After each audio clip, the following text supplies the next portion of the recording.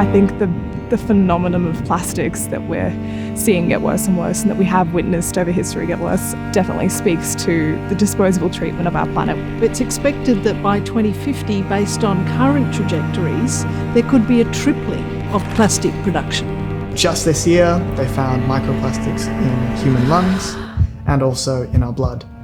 It's just another big stressor on our climate that we can't afford. Single-use plastic is actually killing our planet.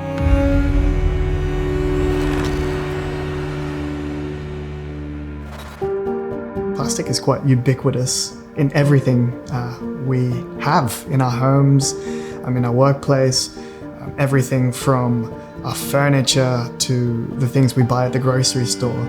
About 8 million tonnes of plastic enters the ocean each year.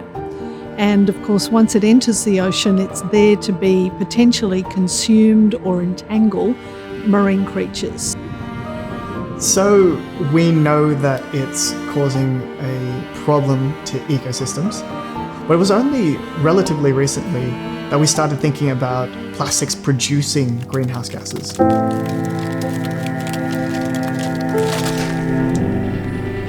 Plastics are closely linked to climate change.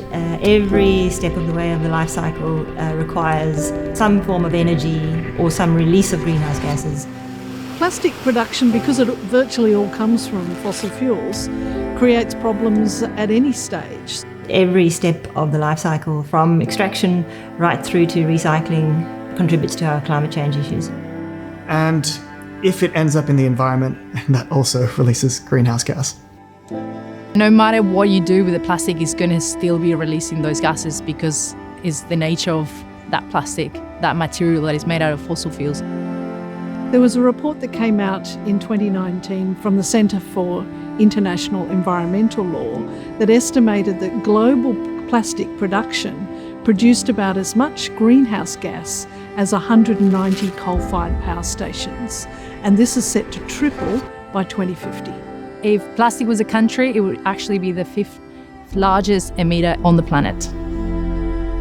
In Australia alone, over 3 million tonnes of plastic is being produced each year. So 1 kilo of plastic actually creates 6 kilos of greenhouse gases.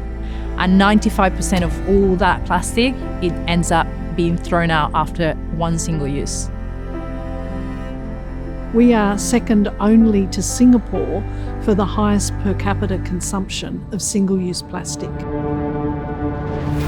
It shows the disposable way that we're treating the planet and the way that we're engaging with our environment and our resources as though they're things we can just take and use and disregard easily. And this kind of system of living as a species is single-handedly destroying the planet that we live on.